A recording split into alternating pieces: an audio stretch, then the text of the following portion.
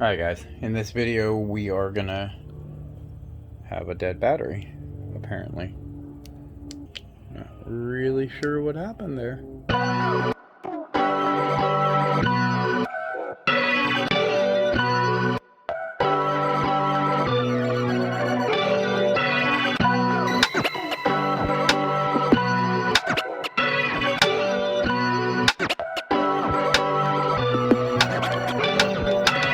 Gimbal just geeked out. Alright, in this video guys, we're going to take a look at what's going on in the back end here. I'm not sure. I'm starting to get a little bit of a clicking noise when I'm turning. So I don't know. I've got, obviously something's wrong because it wasn't doing it before. And when I jacked this up, I did notice that down here in this hub, you can't see it from there, we've got some slack, whereas this one is not doing it. Alright, not sure what's going on with my gimbal, so I'll go ahead and apologize for the shaky video right now. Went ahead and popped the wheel off. I have to two-hand this, I guess. Go ahead and take this boot off if you've got it. And this is why I like having the gimbal.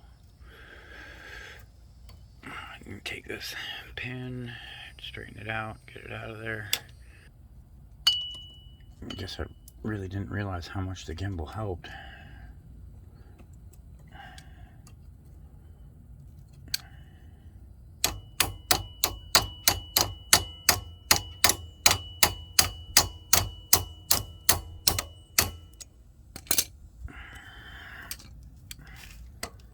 It was some WD-40. There we go.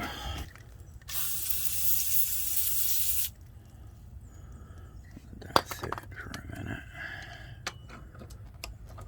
I might have to get a socket. Yeah, we're probably gonna have to get a socket. That's pretty dirty. Try and hit it with some air after I spill my monster.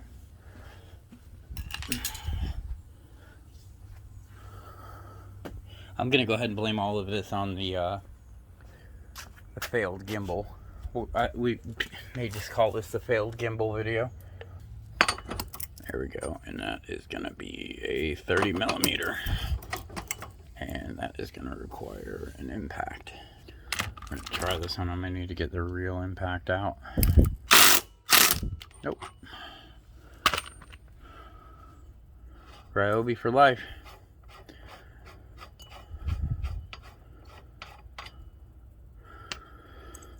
Pull your washer out, pull your other washer out. Let's get some WD-40 in there.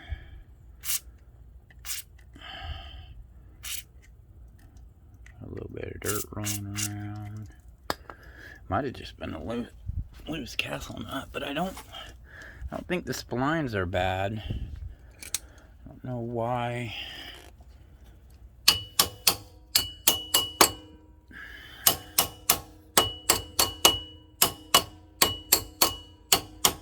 Why I'm getting a clicking noise. If you have a rubber mallet, use a rubber mallet here. I don't currently have one, and I've only got one hand. That's any better. Splines appear to be fine. I think we were just loose a little bit with that castle nut. Simple but effective chain guide. I don't know if you guys can see that or not. I can keep that in focus.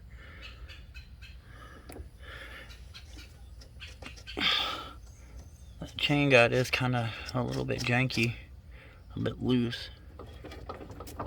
Alright, let's pull the chain guard off and see what we can't see. Starting to feel the love for all the guys out there that do this one-handed. I take these three out.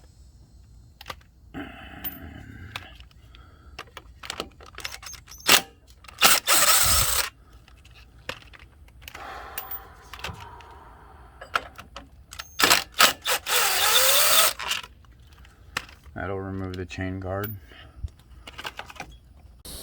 Okay, so I figured out that this bolt was loose and this bolt was loose.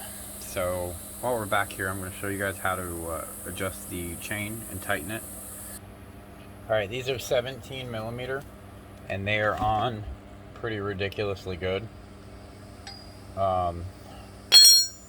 Think about hitting them with WD-40. I'm going to do that and let them sit for 10 or 15 minutes. I think I can get them with a breaker bar. Make sure the bike is jacked up when you're doing this. Didn't say that, but you can see the jack in the front underneath it.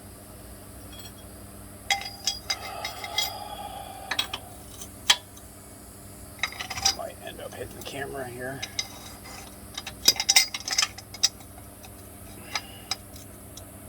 Hopefully I don't bump the camera.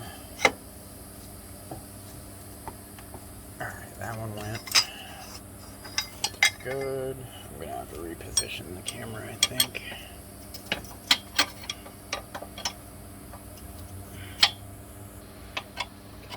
Alright, all we're going to do is loosen these a little bit. We don't need to take them all the way out. Just need them a little bit, tiny bit loose. So and I'll go over this in a second. Which ones? Okay. Alright, so we've got this guy right here. And you don't need to because Suzuki.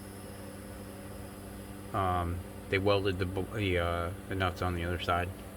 We got that one and that one, and there's two back here. One's the chain, or one's the guard. If you get this in there, this guy right here,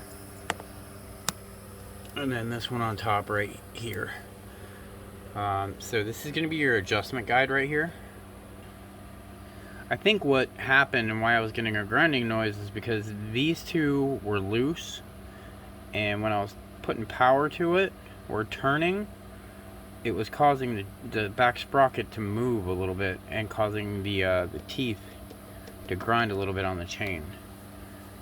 We'll find out after I get this adjusted and tightened up. So basically I'll explain what we're going to do here. 12 millimeter. What you want to do is you want to back this first bolt that's back here. You want to loosen that up first.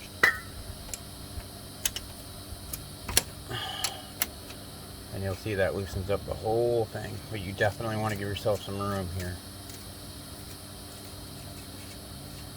And when I say give yourself some room, I mean some space. Definitely put some space in here so that when you go to tighten, so this way is going to be to pull this whole assembly back, and that will tighten up your chain. But you got to make sure that all the bolts are loose first. Okay, so let's talk about how tight is tight. General rule of thumb that I've always gone by is basically you want no more than 1/2 to 3/4 of an inch in the middle of play, and as you can see right now we have way more than that. Not only that, but this is just kind of just flopping around. So you want no more than 3/4 of an inch top to bottom of wiggle room. Any tighter and then you're gonna risk damaging, sorry about that, damaging the bearing and the actual sprocket that's in there. Too much tension there is going to cause a problem.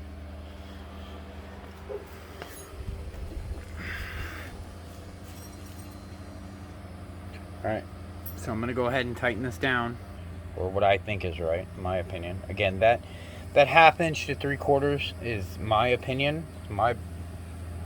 Everybody's a little bit different.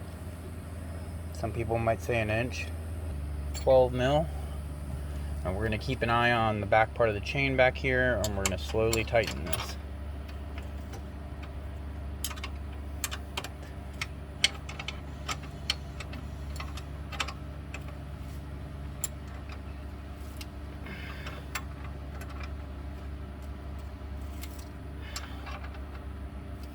If we run out of room, we need to loosen this bolt again. Okay, so here's a prime example of too tight.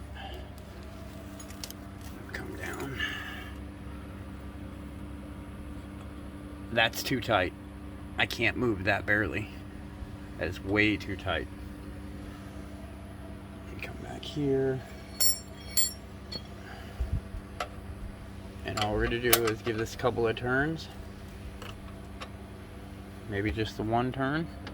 Okay, now we're getting where we need to be. I'd say a little bit looser, not much. Probably right there. Give this a good shake. Give the whole rear axle a good shake.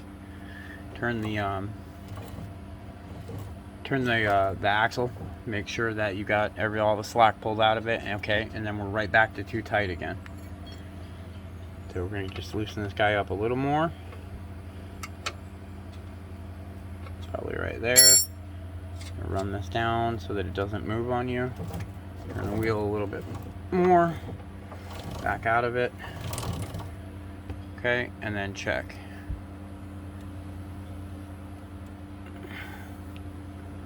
I'm gonna say a little tiny bit because I'm really having to push on that. I mean, that's still a little bit too tight for my liking.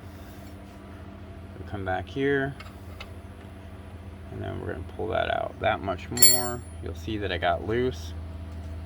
Tighten that bolt. Run your chain around a little bit. Pull all the slack out of it.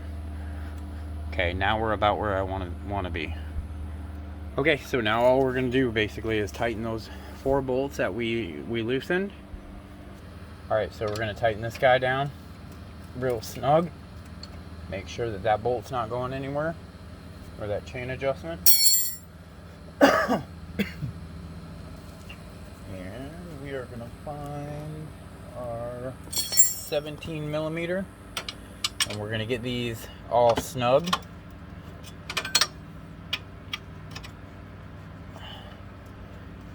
This is where your trick is going to be, and I promise you, a few of you have had problems with this part right here, is that when you go to tighten these, the adjustment moves, and that's why you want to tighten this back bolt back here, is because when you do this, you just want to snug these real quick. Snugged up. Come back here and check your chain tightness again.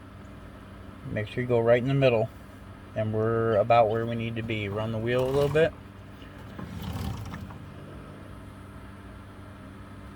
Alright, then go through and go ahead and tighten the rest of the bolts back down. There's 17. And we want these to be good and tight. I know that that's not really a number, but we don't want these loosening up like they did on me, because that could cause a problem if you're out in the middle of nowhere with your bike.